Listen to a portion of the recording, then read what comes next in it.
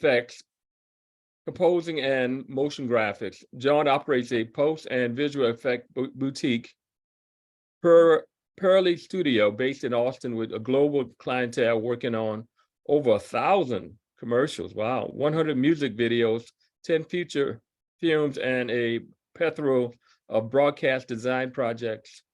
In addition to his creative films and design endeavors, Jon also has contract with several high-end tech companies such as Salesforce to create social and promotional episode media. Jon is also currently a trainer and consultant in After Effects and Premiere Pro at Lumenbright, an international Adobe training company. With that in mind, we're going to turn it over to you, Jon. Okay, well, thank you very much. I'm going to jump right in and just go to After Effects. Let me share my desktop and go over here. Let's see. I don't want to see this. Here's After Effects. So can you see my screen and all that? We can. Yes, we can. Okay, good. And let me just hide this thing. Let's see. Yeah. Okay. The text on your screen is just about readable. It's very small, but it is legible. Okay, I'm just wondering, when I do this, do you see it? Is it zooming in? No. Nope. Yeah, No. okay. That's too bad. Yeah, because it zooms into mine. All right. Yeah, I had the same problems when I present. Yeah. So I don't have anything open right now, just a blank comp. But so the first thing I'm going to do is just bring in the Photoshop file. So this whole session is supposed to be about the ways and advantages you can import and use Photoshop files and Illustrator files in After Effects. They both, and these Adobe programs work really well together, but both those do different things. Like there's certain things you can do with a Photoshop file that you cannot do with the Illustrator file. So sometimes I'll have designers, I'm like, well, what do you normally work in? And, I might say, hey, well, it'd be better if you could build this in Photoshop because of what we're going to end up doing, or that kind of thing. There is this standard difference where, and this is where the differences come in really, because the, Illustrator works in vector, basically shapes.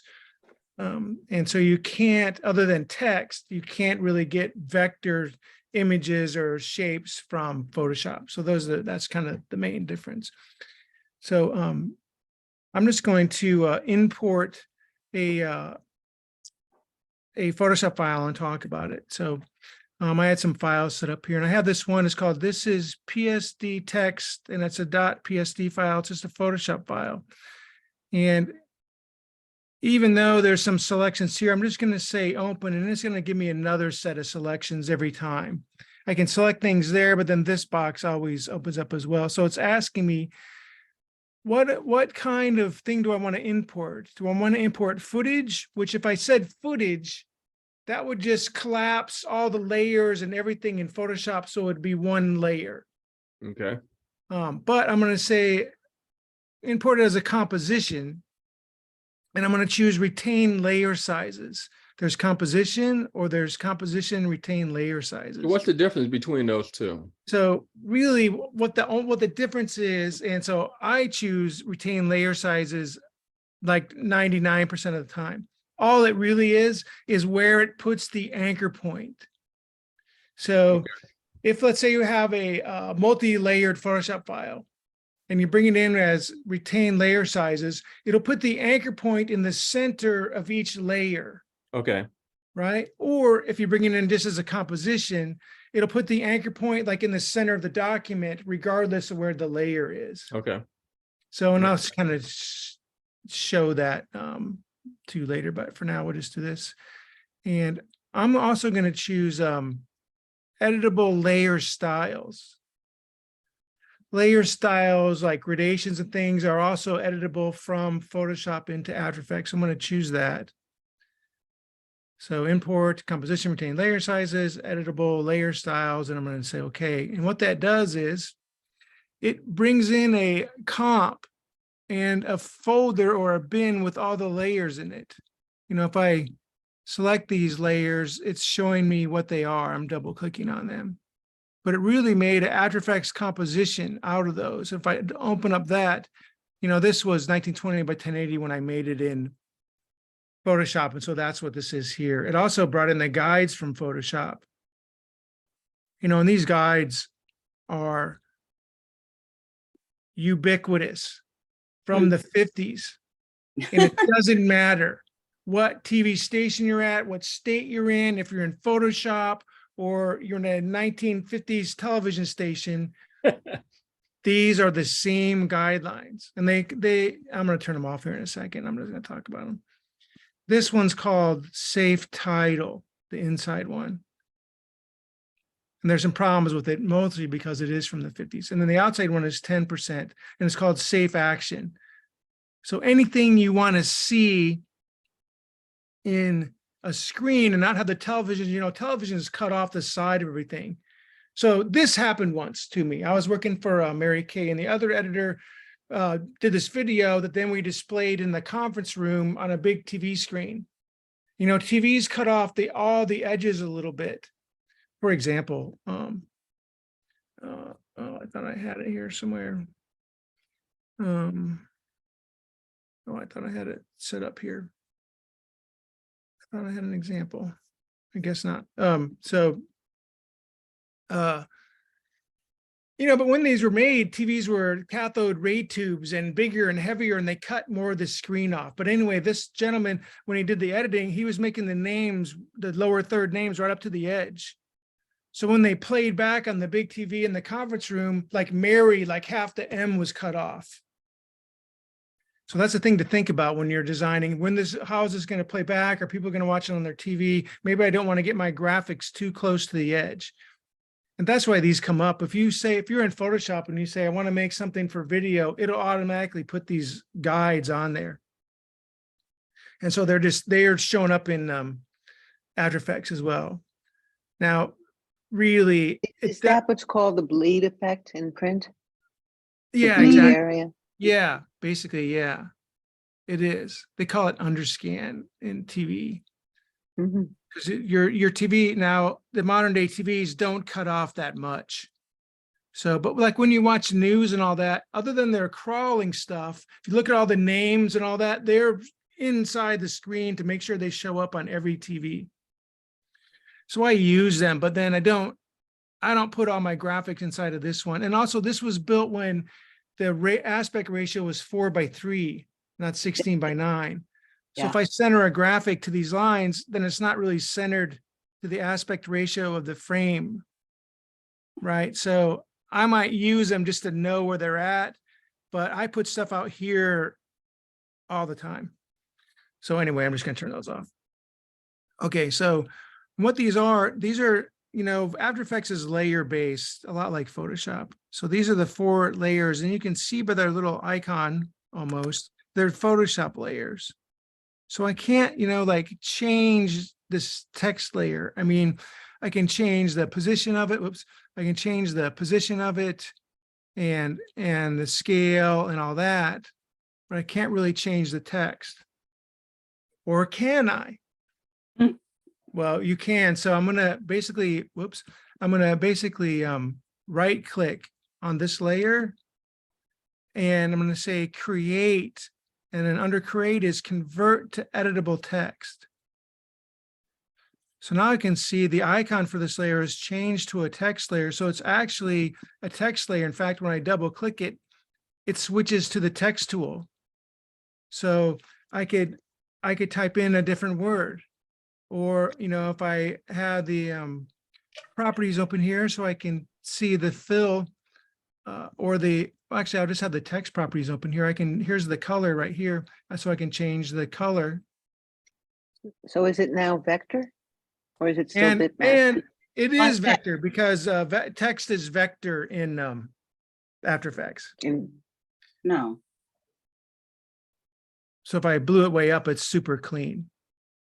Where if I took this one and blew it way up, you see that you can obviously see the difference of those Yep. edges. So Yeah, these are doesn't not matter. vector at this point. So now that's part of that's cool. Let's go ahead and I'm going to go ahead and change all these and we'll just build a new thing.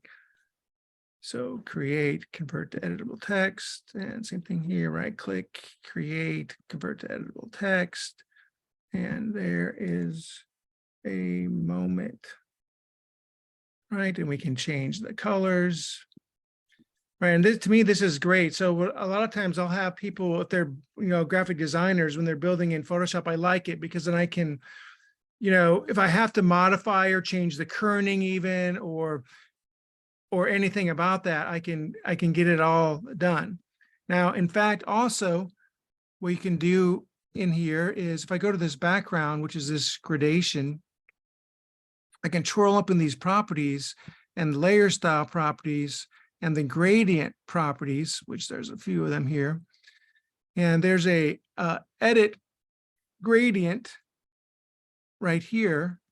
And so now here is my gradient. So if I wanted to change the color even, I could change the color of this gradient and make it purple, right? And actually you can change the angle of the gradient and all that. In fact, and that's keyframeable. So we'll go ahead and let's just make it animate and do twirl around for us a little. All right, so now I have that's animating, the gradient is, we changed the color. We didn't have to go back to Photoshop or any of it is all built. And then all that's only in this composite. It's not in these original layers. It is in this composite, but all these original layers are still exactly the same as what they were when they came in, and all these changes are only in this After Effects composite. And to me, this is like a great thing in terms of giving the Photoshop file, and then I can change the text or whatever I need to do. If there's 3 versions, or maybe there's 3, graphic things in the video or something, the beginning, the end, and the middle. And they also have different text. We can do all that here. Of course, you can animate all these like you animate anything else in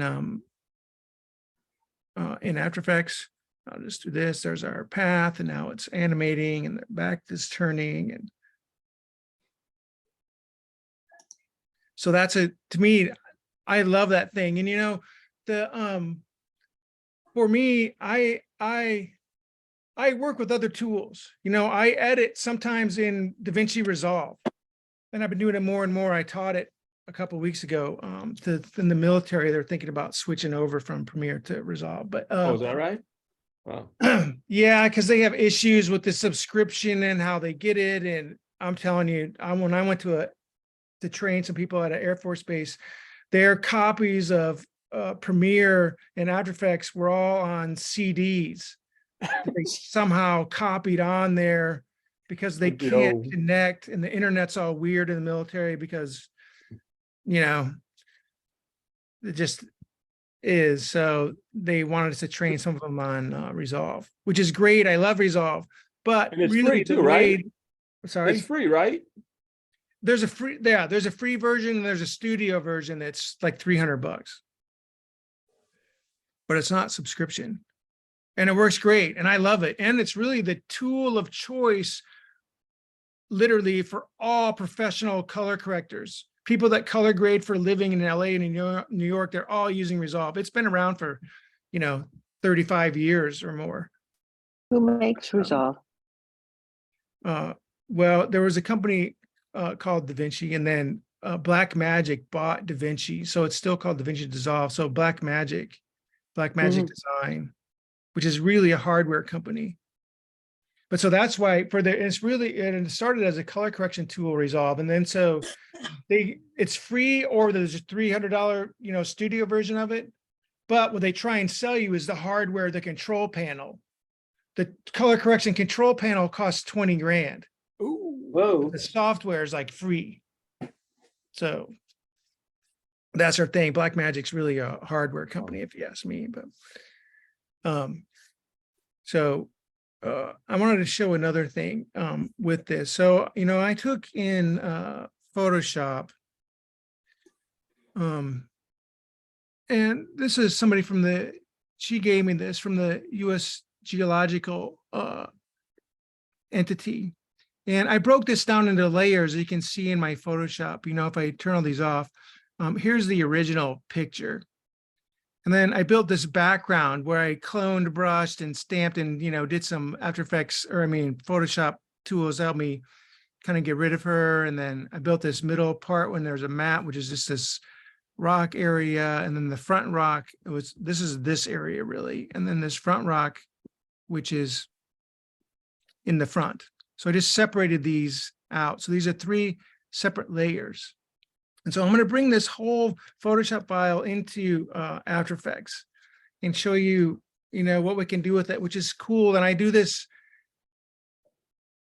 a lot. Sometimes it takes a little bit of work, but I think it's worth it in the end, and it gives it a nicer look. So I'm just going to import that into one of my bins here, and you take this one. And so composition, retain layer sizes. I'm going to keep that, although actually this time I want all their anchor points. It's not really going to matter, but I want all their anchor points to be in the same place. So I'm going to say composition, but not retain layer sizes. But 90% of the time I'm doing this. But for this one, I want their anchor point to be on the same place. So I'm just going to say, okay. And so that made us comp as well. Here's all the volcano, the layers. I'm just going to go double click to open up this composite. And so that's what it is. The same thing here. These layers are separated. I'm going to show you a cool way to animate them.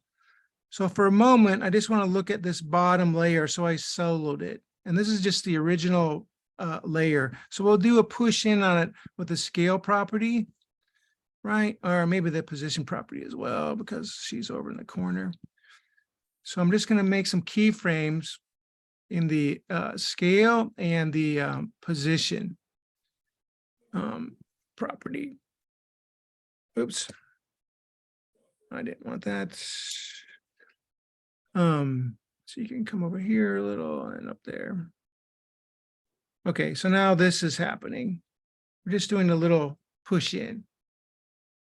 Can you just clarify what you mean by keyframe? Oh, sure. I remember it from Flash. Yeah, keyframes. Well, I'll give you a short history lesson. Keyframes are really from animation, that word. You know, all the words in video are old and from film or animation, all of them. Kind of like, sort of like how all the half of the terms in seafair and maritime stuff, half of those are all, or in aviation, half of them are all left over from maritime. You know, like clips and bins. You know, in Premiere Pro, the editor, and in here they'll call these bins, and they'll call these clips of video, which really that's often film where they had, you know, a clip of video and they put all the close-up clips in the metal, you know, close-up bin. And so keyframes came from really animation. So if they were doing a cartoon of the Roadrunner, you know, before they really animated all and all that, they would just show keyframes of the story. You know, here's the Roadrunner at the top of the mountain. Here's a Roadrunner smash under a rock at the bottom. And then they would send that out to the animators who would then draw the tweens. That's what they call them, so keyframes. So, but keyframes are really time and space. In other words, so right here at 0 frames, I'm telling this picture to be at this size and at this position. And then down here at the very end, there's 2 more keyframes. I'm telling it to be at this size and this position. And then when it plays through, it goes, I can see the path right here. Maybe because of that color might be hard to see. Let me change this color. Maybe you can see it better. I made it green. And let's make it red, maybe. Red. So that's the path it's following. So it's interpolating between those keyframes. Thanks for that explanation. So yeah, no problem. And so that's cool. That's just to push in, but I want to do something more dynamic on this photo. So what I'm going to do is I'm going to go ahead and turn off this eyeball and that on this bottom layer and get rid of it.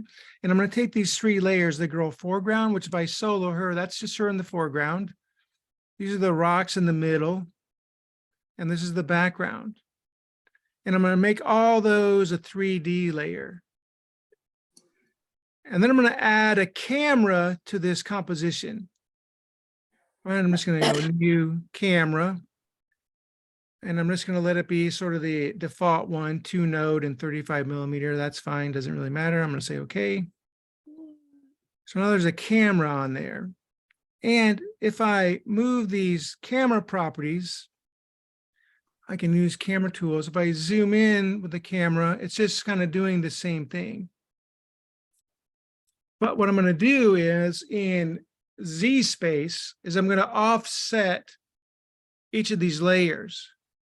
So let me demonstrate that or try to show that. I'm going to go here and I'll go to 2 views maybe. So right here is our main shot. You know, this is their main comp that we're looking at our output. But now this is just showing us another view of our scene, which is let me just zoom out here. So this is hold on, let's see. This is the camera and our shot. Right, now I twirl around and you can sort of see. But what we want to do is I want to put the girl layer closer to the camera and the background layer farther from the camera. And that's going to give me a parallax when I do a camera move. It gives it a much more dynamic feel. So the way to do that is I'm going to go to the background and I'm just going to go ahead and reveal the properties, all of it right here too. This properties panel is brand new in After Effects. So just like as of like last week. Oh, is that right? The latest version, this came out.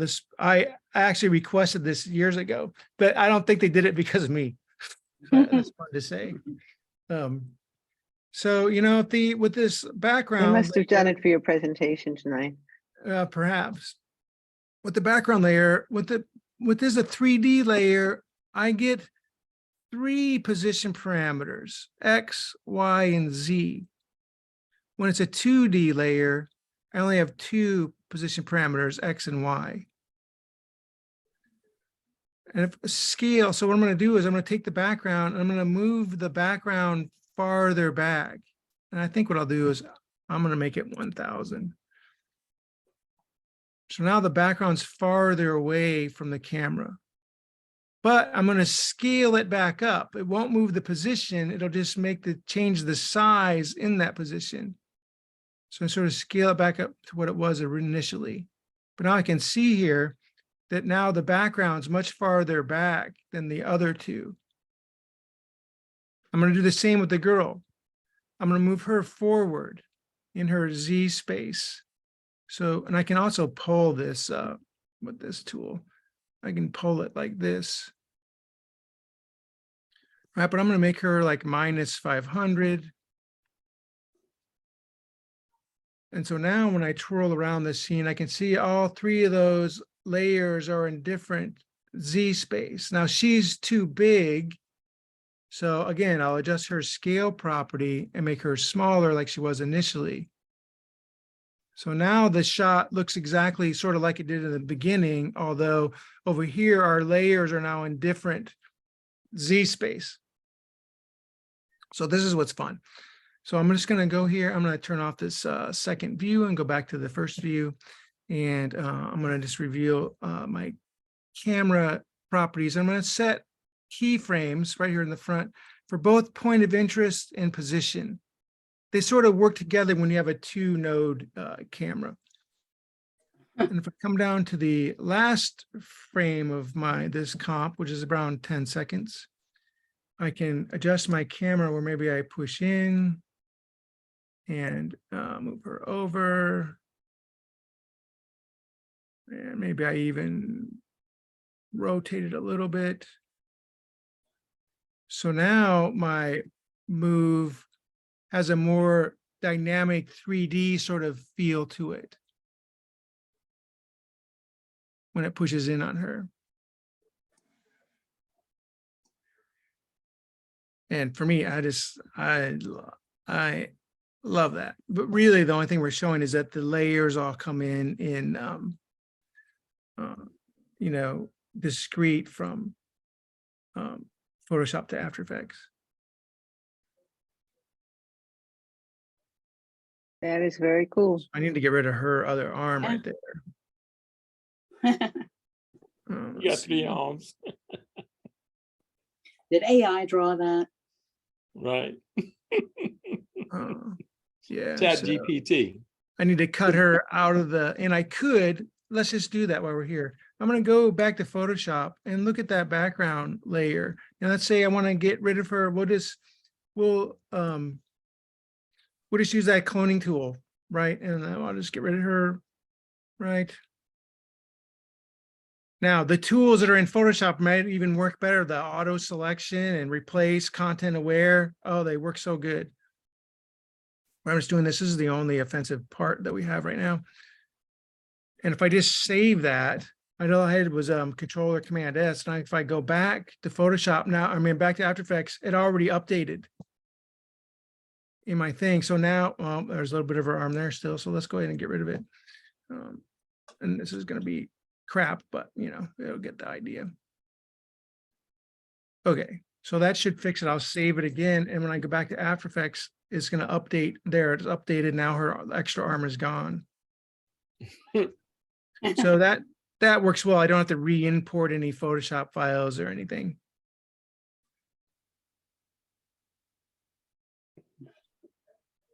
So that's great.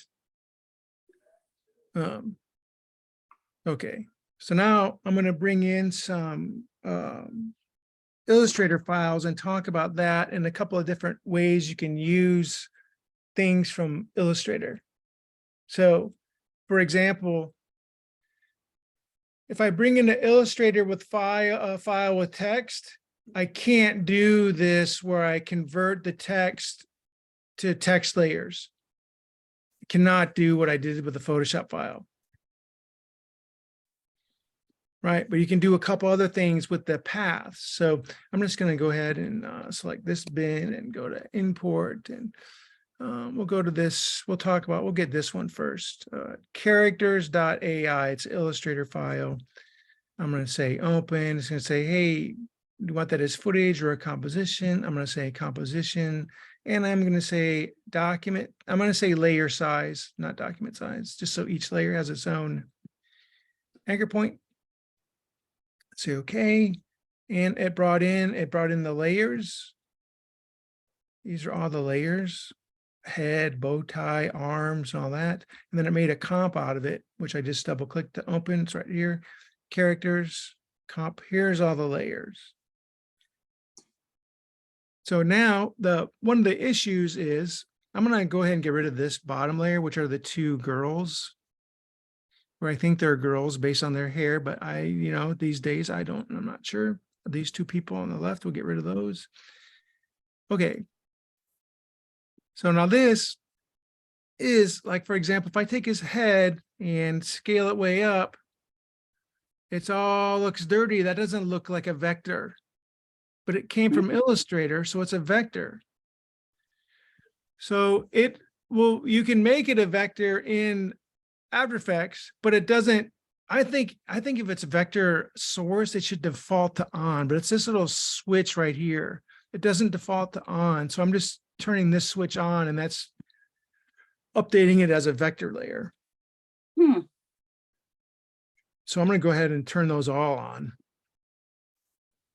and reset his scale property.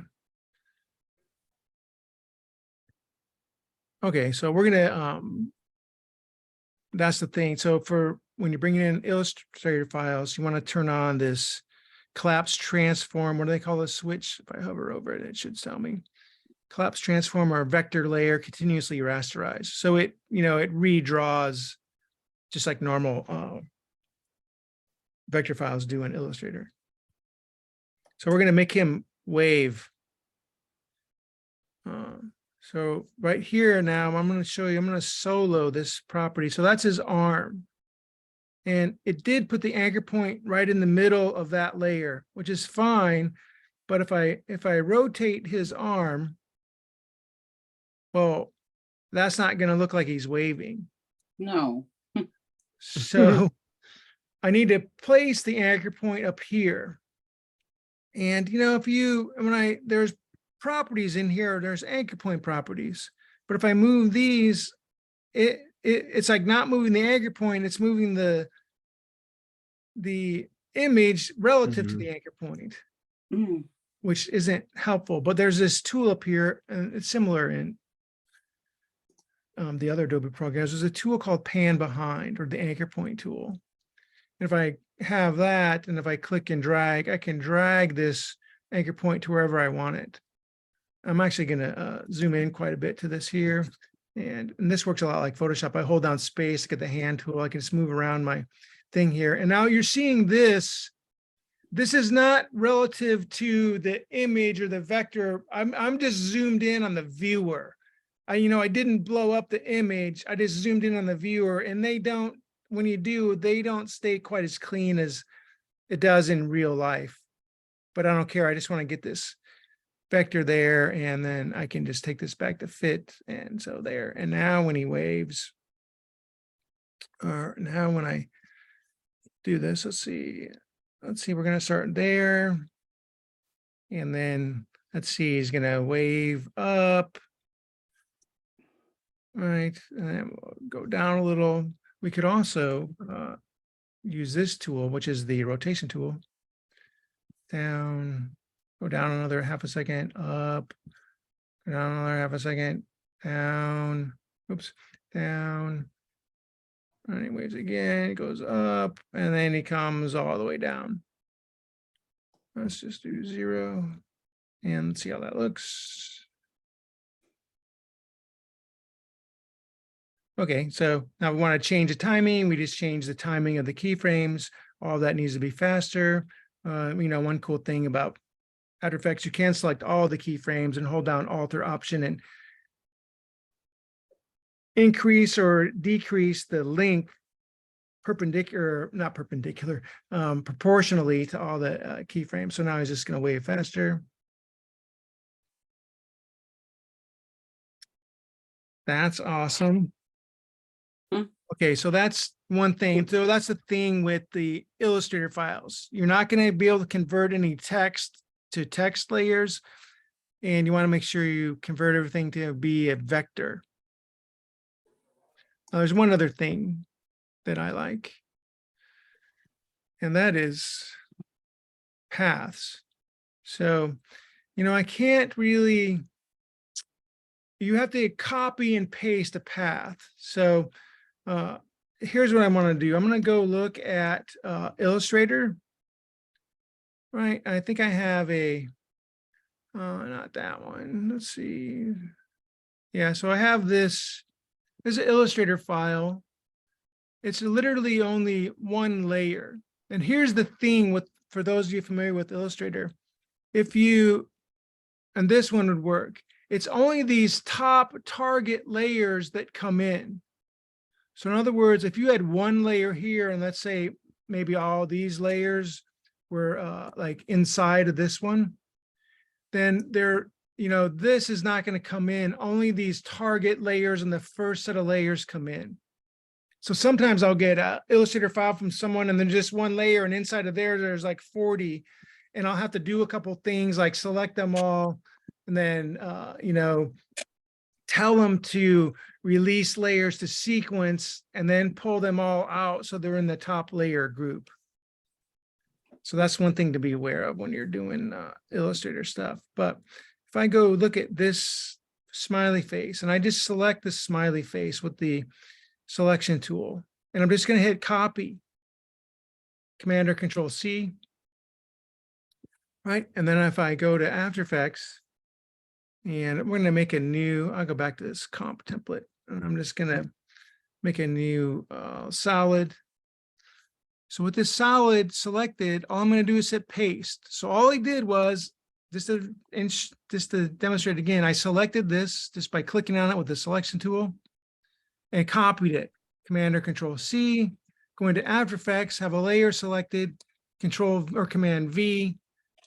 Now it made masks, and they're smaller, but I can whoops, I can raise them all up in terms of scale. Yeah, but not now. What happened to the fuchsia background?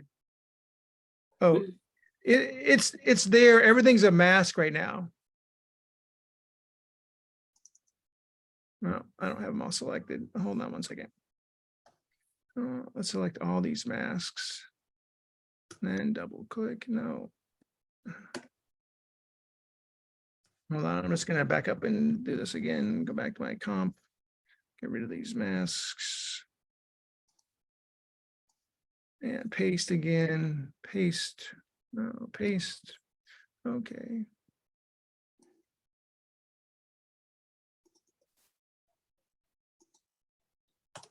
So those are all the same masks now. They're the same shapes as were in that Illustrator file. They're now masks on this magenta layer in After Effects. So I can animate each one separately.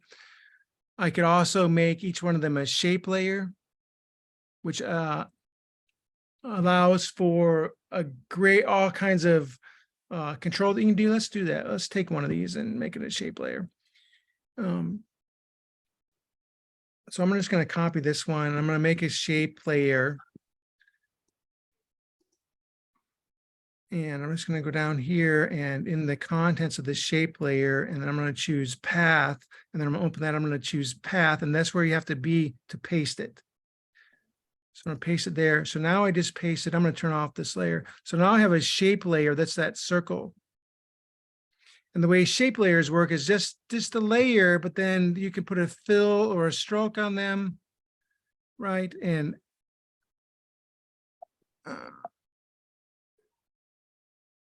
we should be seeing a stroke with, oh, I don't think it was in that path. That's the problem. Let me just back up. I'm just going to get rid of that one and do it again. Let's do a new shape layer.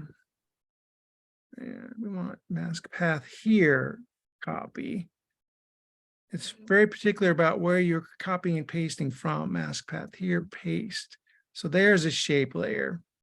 And it defaults to having a fill on, which we could turn off, and we could put a stroke on, and we can make that any color. It's all here in the stroke properties. Right, and then we could animate that some way. We can add maybe a trim paths, animation parameters. So it starts like that, and then we'll have it, you know, right on maybe. Let's just go to 100. So now it does that. We can come back here. Maybe we'll, let's see, let's do this. We'll turn this and we'll get rid of this mask. And oh, we're inverted. Let's see.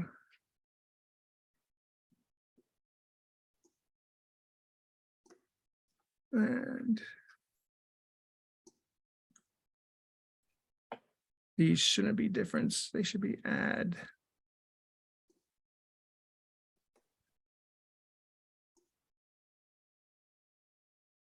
And they're all off. Oh. Now this worked perfect when I practiced. I'm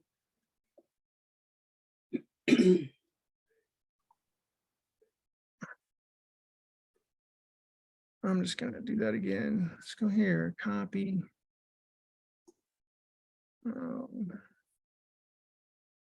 Paste.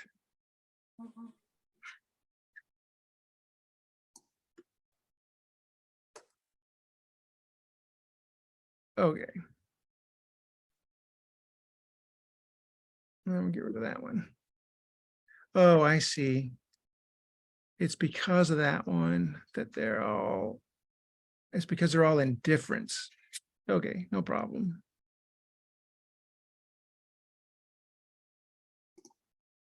Okay, but so now we can spend all day animating these or changing these, or if we want him to wink, we could animate it and all that. And so this is, to me, this is a very powerful thing. It's vector shape layers in After Effects that I didn't have to build, that I just got from a Illustrator file. And you could do the same. It could be text. I can make shape layers out of the text. You know, and there's all kinds of, when you do make the shape layers, and there's all kinds of things you can add and do sort of a whole bunch of like creative different things and animations with shape layers that you don't always, where's my repeater? That you can spend all day in here with these. It's kind of crazy to me what you can do with these if you spend some time in here playing around. I love shape layers. I probably worked in After Effects for a few years before I really discovered some of the fun things you could do with the shape layers. Let's do this. Yeah. Okay. So that's really about it. Is there any questions, or is there anything that I stumbled across that you were running to? Sherry had asked a question in the chat room. She wanted to know if you could please explain what the words push on mean. Oh, so I just use the word push to describe animation. Right. So all I meant was if I'm doing this, and I was there's also in Premiere Pro, there's effects called push. It's like a transition, and you can reverse it and all that. So all I really meant was I'm pushing this logo or whatever it is in an animation from off the screen to on the screen. So I'm pushing it on. Mm-hmm. Yeah, there's a few things like that screw people up sometimes. So it has more to do with going off of the canvas into on the canvas rather than initiating an animation.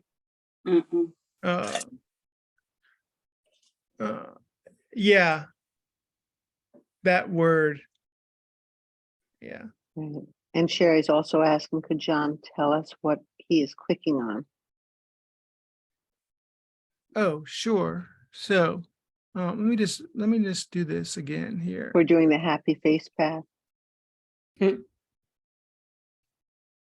Yeah, so what I'm doing is, each of these layers, let me throw this open, and I'm going to show this panel too. This, like I said, is brand new. Each of these layers, every layer, you don't even have to put effect on it or anything. Comes with a set of transform properties. Anchor point, position, scale, rotation, opacity. I don't have to put those on there. They come with every layer. Right. And the acronym is parts. P for position, A for anchor point, R for rotation, T for opacity, and S for scale. Or transparency. Yeah. You can't. So, and then what that means is with the layer selected, if I hit just the letter P, then it shows me only the position property. If I hit the letter S, it shows me only the scale property. Right. And I can hit Shift P, and now I have the scale property and the position property. But now they're also all up here too. So without even doing that down here, I could rotate it with this group of properties up here. It's just a properties panel for whatever layer you're on. Right. And then so I'm just making keyframes. So what I did was, and this is all, we're still in 2D. So this is X and Y. So this whole screen is really just a grid. Right.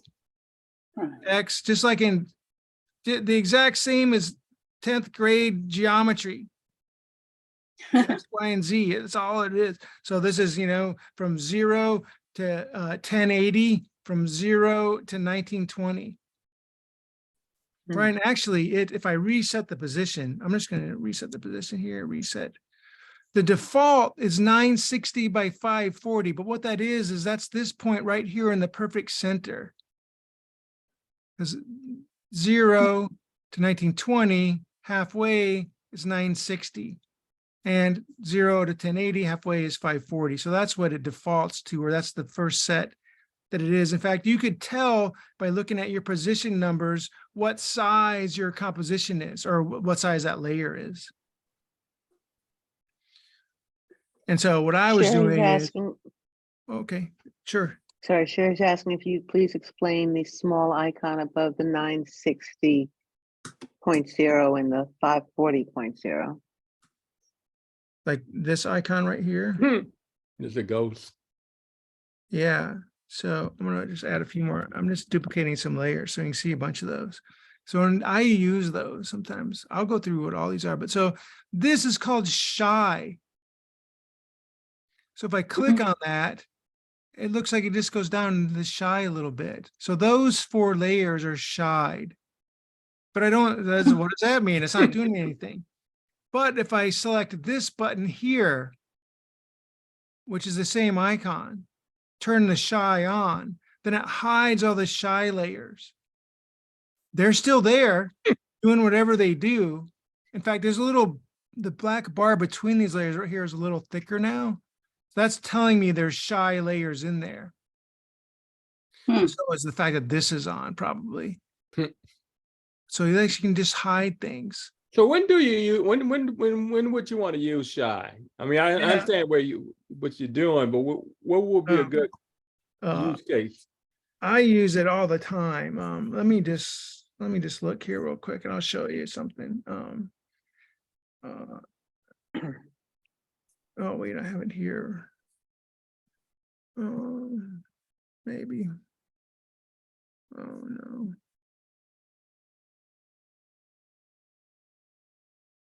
Not that one.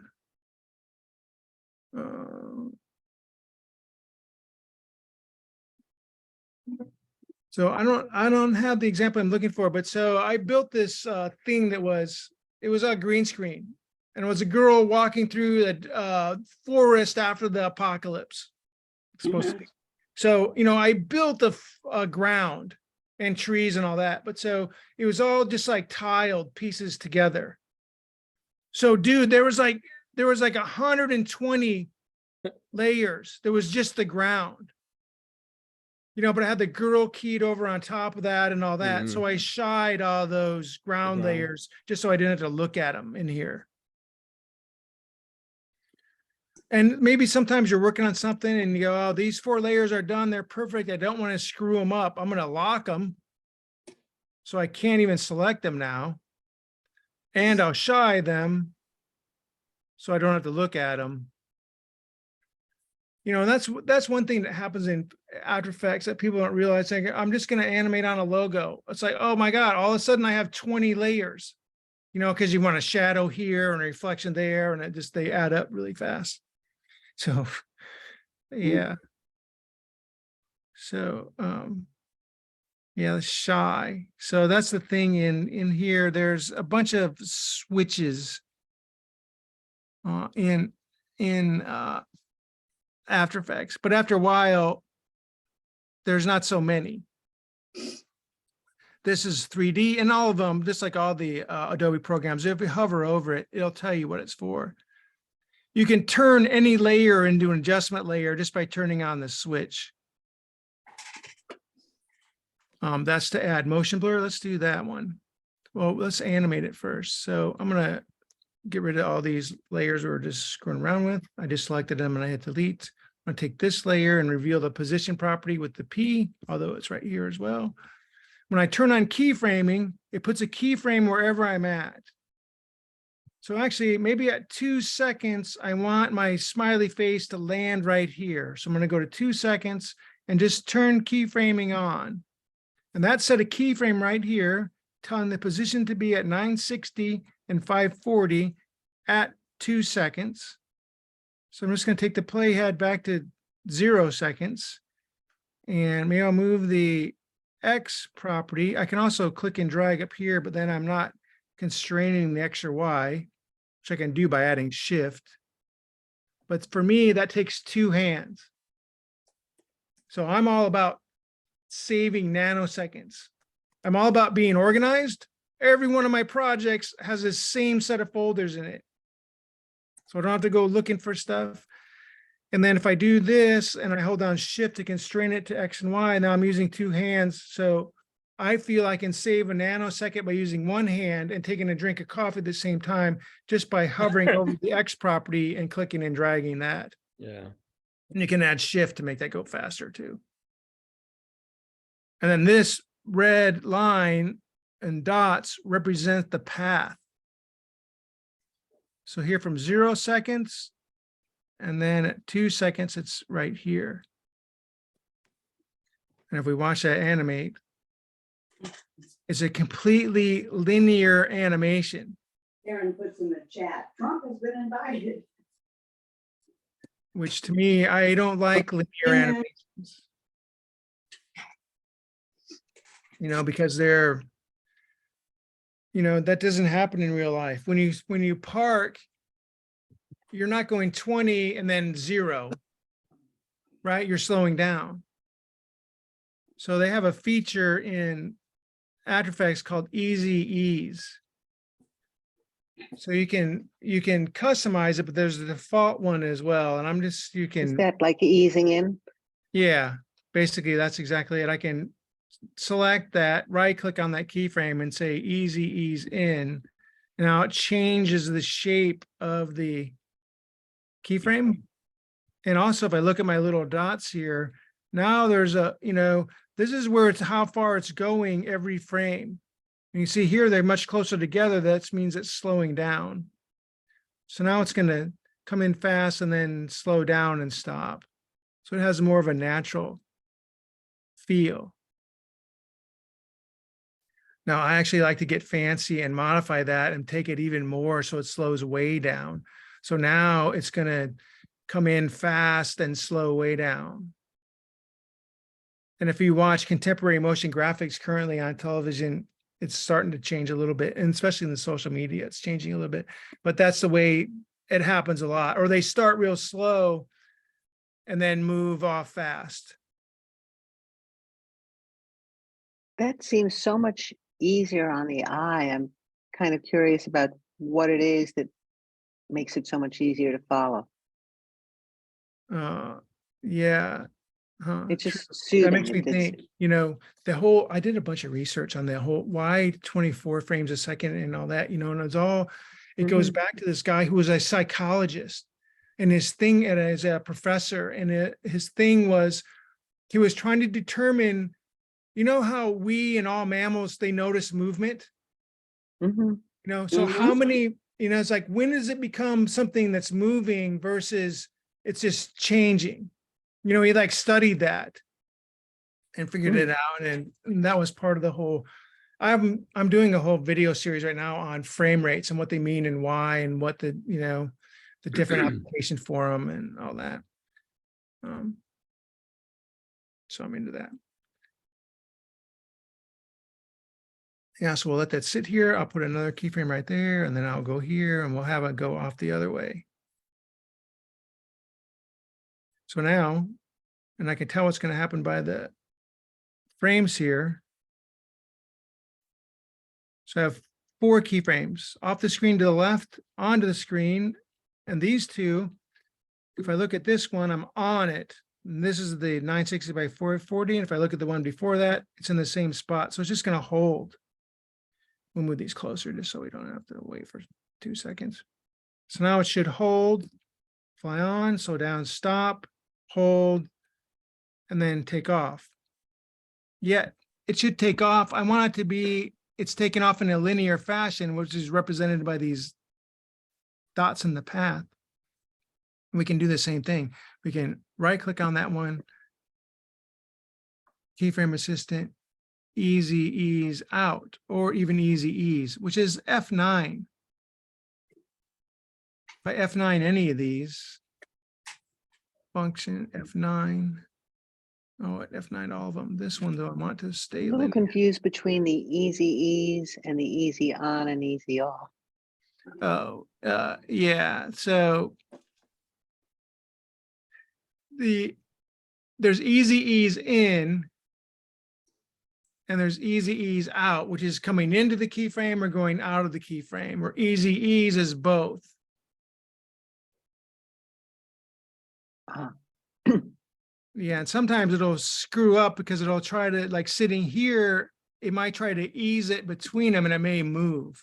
Fortunately, that one's not moving, but.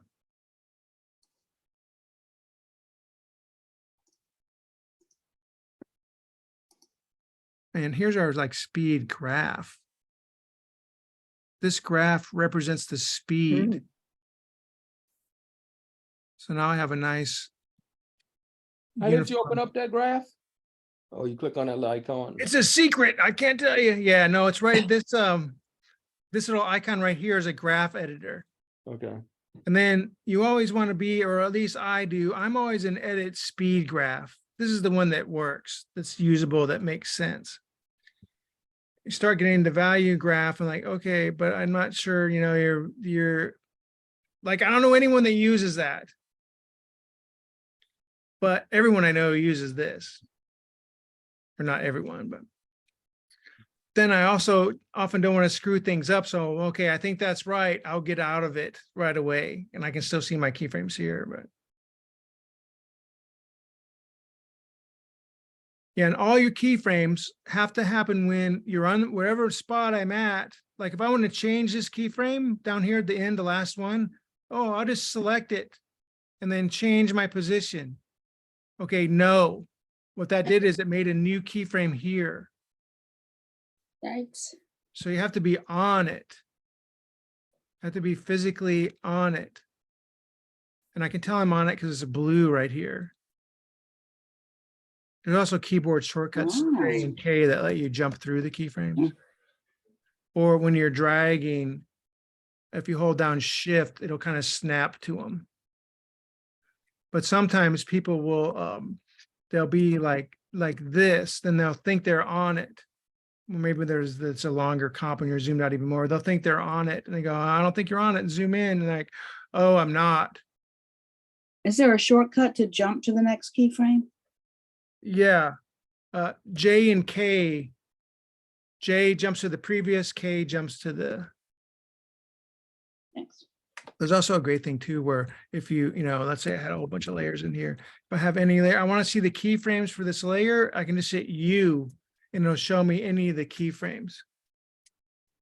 And then, Does K jump to the next keyframe? yeah, J jumps previous, K jumps to the. And they're also, whatever ones are showing, it'll jump to, even if I don't have that layer selected. I'm just moving these down to demonstrate. So I have this layer selected, not this layer, but still when I hit J and K, it's jumping to every keyframe, regardless of what layer is selected.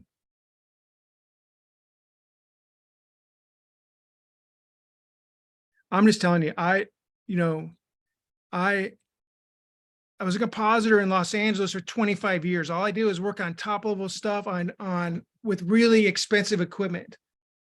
Right, the 2 Henrys, this is when they were cheap. The 2 Henrys they bought were 300 grand a piece. The Flame was around 300 grand. And I'm just telling you, After Effects is stronger than those tools. It just is. It's just not as fast. So After Effects, what they use for compositing to make commercials on the high end is not After Effects. What most movies use to composite is a different tool, Nuke, not After Effects. In commercials, it's Flame is the main tool now. Now in television shows like Prime Time, there is a place in Hollywood called Stargate, where they have like 50 seats of After Effects, and they have that whole place tuned to just crank out shots. And the way they can render them all super fast and all that. So, and After Effects does have its place also in movies, but mostly movies are Nuke, and commercials are Smoke and Flame. What about Final Cut Pro? What do you think about it? Well, like everybody else that's professional, I was using Final Cut Pro for a while, and then I jumped off it when I went to Final Cut 10. So, but what I really think in terms of editorial tools like that is they're just tools, the craft is in you. The craft is Right. in us. So I know people that can make awesome, beautiful things with tools that I've never even used before, Right. So, and really in the high end in the film industry, most we'll call them mature film editors. I know almost all of them still use Avid. Ooh, Avid's been around a long time. Yeah. And then I know there's some film schools that still teach Avid. Now I do have a friend who their daughter just graduated film school from New York and they were using Premiere. But my thing is they're so similar, they're tools, they don't, what can you, I mean, I can build a crappy doghouse with a hammer, but my neighbor can build a mansion, so that's the way I look at it. But the integration, I think, of the Adobe tools is hard to compete with. They're pretty strong now, I think. But maybe it is an expense and all that too. So I'm fortunate where I have I have clients and work that that allows me to be able to be a member of all this stuff. I was thinking about that too.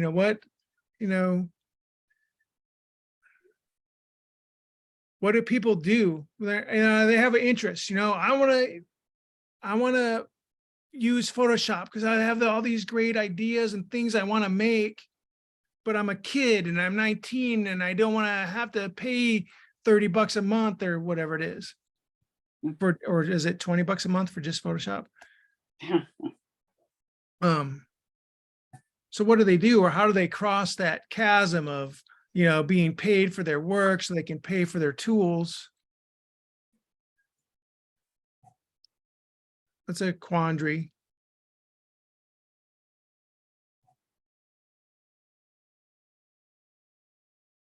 Well, that's unless there's more and I'm not looking at Zoom, so I can't see the questions. But I'll do this. No escape. There it is.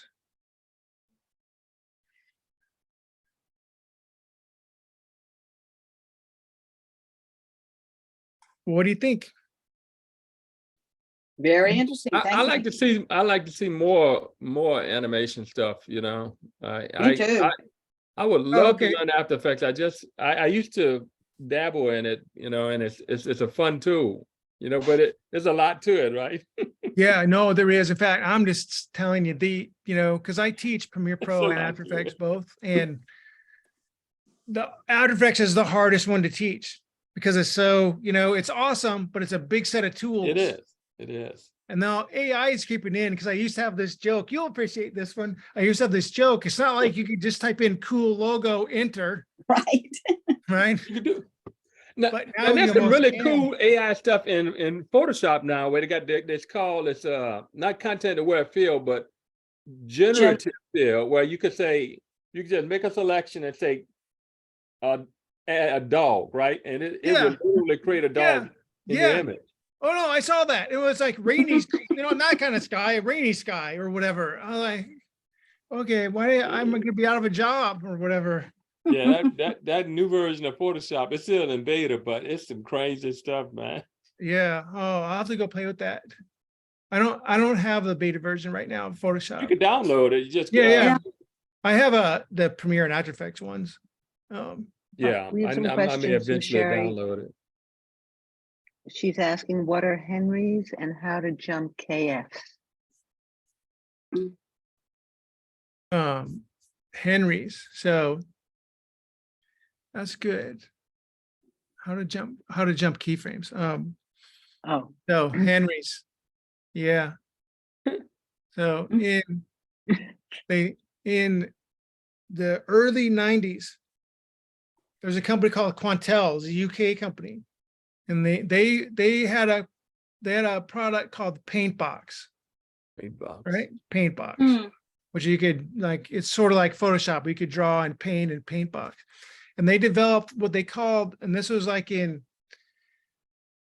1992, they developed what they called the concurrent editor. It was an 8. They also had that other box. So anyway, the paint box and the other box, they made the Quantel Henry. Look, it cost 960,000. It had eight layers in SD. That's all it was. 8 layers in standard def. And I was fortunate. There was a place in Dallas called Video Post and Transfer, a great big post house. And they bought like the 19th Henry in the US. And somehow magically, I got hired. I was working in Tulsa, Oklahoma, actually. I got hired to run their Henry. And yeah, Quantel Henry. And their factory was in the old, there was these warplanes called Spitfires. And they had a factory somewhere outside of London, and Quantel had that factory. And that's where they built their Henrys and their other tools. And that eventually evolved into the IQ and the Pablo, which is still a couple of the high-end color places in Burbank still use Quantel IQs or Pablos, but mostly that company, I mean, another company bought it. It's like on its way out, almost gone. They just have some installs still left, Quantel Henry. And then the Flame or Smoke, that's now a company called Autodesk, who also makes the Maya, right? The 3D, the Yeah. kind of unit measure 3D tool. And they also make AutoCAD. So they're in the design world a lot as well. And, Avid Pro Tools, which is their audio device, that's in, like, if you're going to be a sound mixer anywhere professional, you have to know Pro Tools because it's everywhere. Yeah. Yeah, Avid. Avid was like the first nonlinear editor. The story I heard was some guy showed up at NAB talking about conferences, which is the National Association of Broadcasters. But he had it like in his trunk, or, this is the story. Back in 91 or 92, I think. Yeah. Yeah, it's funny to me that technology in our industry changes all the time, but really the concept and the idea of good content and all that hasn't really changed. Just the delivery and the technical aspects of it.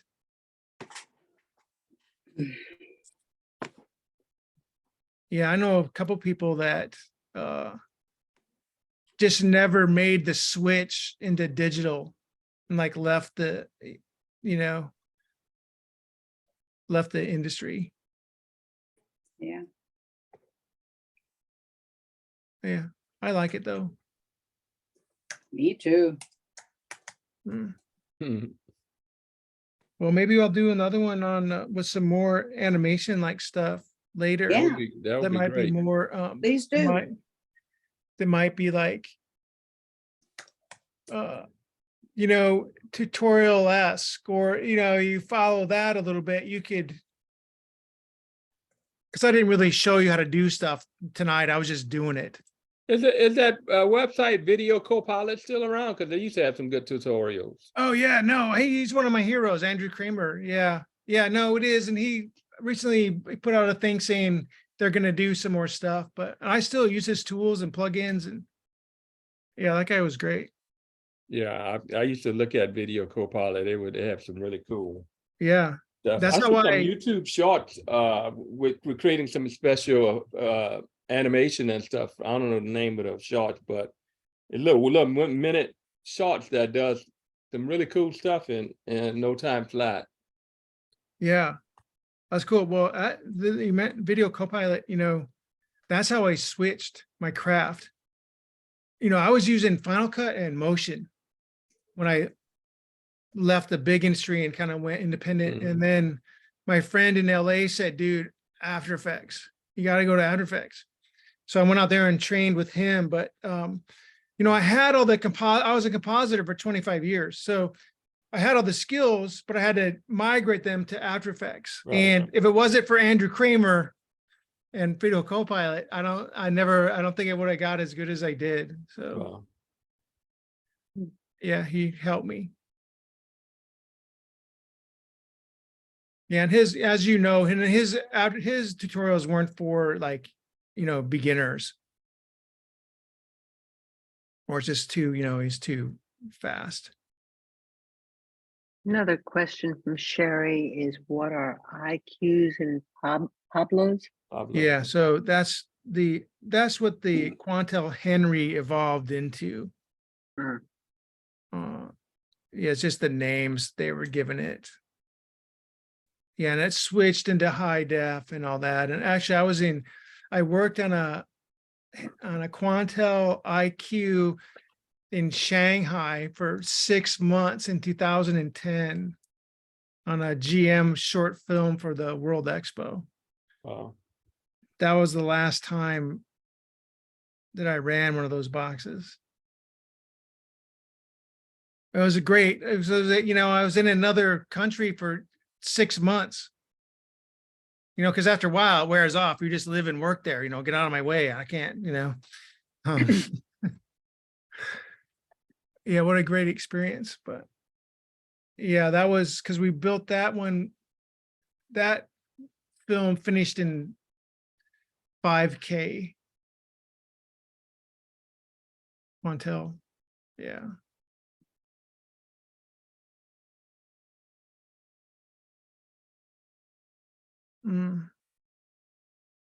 Yeah, played on screens that were 20 feet high by 100 feet wide.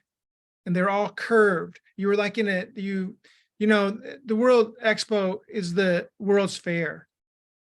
I don't know if you know this. So those companies like General Motors, they build buildings just for the event. They call them pavilions. Mhm. And so in the Oh, yeah. General Motors pavilion, it was circular. And so they're bringing out these new cars of the future, they thought, and there was 4 screens in the ground, 20 feet high by 100 feet wide, curved, that all came up. So everybody in the round pavilion could see like their own screen. And then the seats, they had the technology where they kind of moved. They moved with the video, so if the car did this, you felt like you were, it was kind of impressive. What they did, and then of course you exit through the gift shop. Yeah. Whatever, but yeah, it was a very ambitious project. Yeah, I worked with the Sherry, another question from Sherry, 5K is a rate? Oh, well, no, it's the resolution of the. Yeah. Yeah. Yeah, they found me on the internet and I went over there to meet. They flew me over to go to a shoot just to meet me. And then I went back like a month later and stayed for the 6 months. So I came home for Christmas. But it's so interesting because like on the shoot, like only a couple of them speak English, but you could just tell that's the producer, that's the art director, that's the writer, because it all looks the same. Like here, it's exactly the same. There's the language was different, but you could just tell who the producer was and who the people were just by the way they were dressed or carried themselves or that kind of thing. Yeah, and then all the CGI, it was really a CGI thing, was a German company called Pixelmondo, and they had a big office there.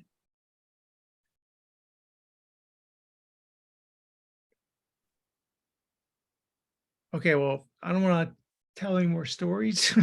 We could go on all night. Well, Yeah. John, thank you so much for this. Oh, you're welcome. Very interesting, John. Thanks. Oh, good. Yeah, we'll do more. Yes, please You do. want to do it next month? month. Okay. You're on. Yeah, that's fine. Let me look at my schedule. Well, I'll look at my schedule and we'll connect on that. Or I'll Okay. confirm. Very good. It'll be fine. Thank Yeah, I you. was thinking about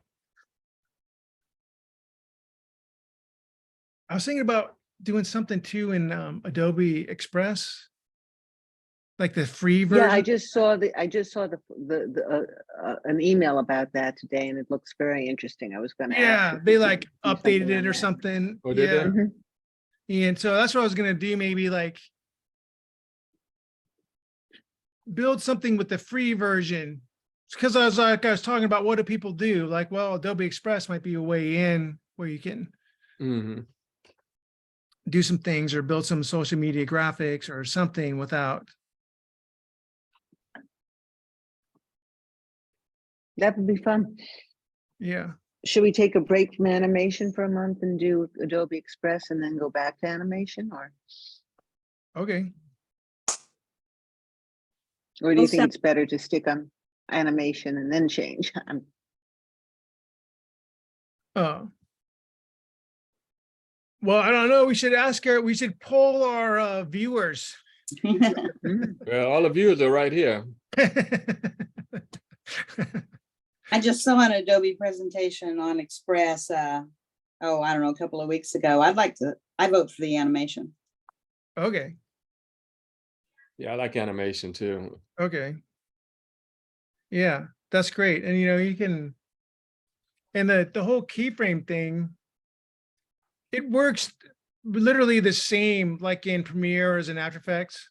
It's a little different, or in Resolve, works. And when I teach, sometimes that's the hardest thing, especially when people are beginners, to get them to comprehend, or, it's like magic if they ever go, oh, I get it. It's more like, hey, get keyframes on, like, kind of, okay. And it's all about space and time. Yeah. Okay. Let's call it a wrap. All righty. Thank you all. I'll All right, stop the we'll see you recording guys now. next month. Yep. See you next time. Thanks, John. Oh, you're very Thank you, welcome. John. Okay, you're welcome. Thank you, See you guys. everyone. Okay, bye.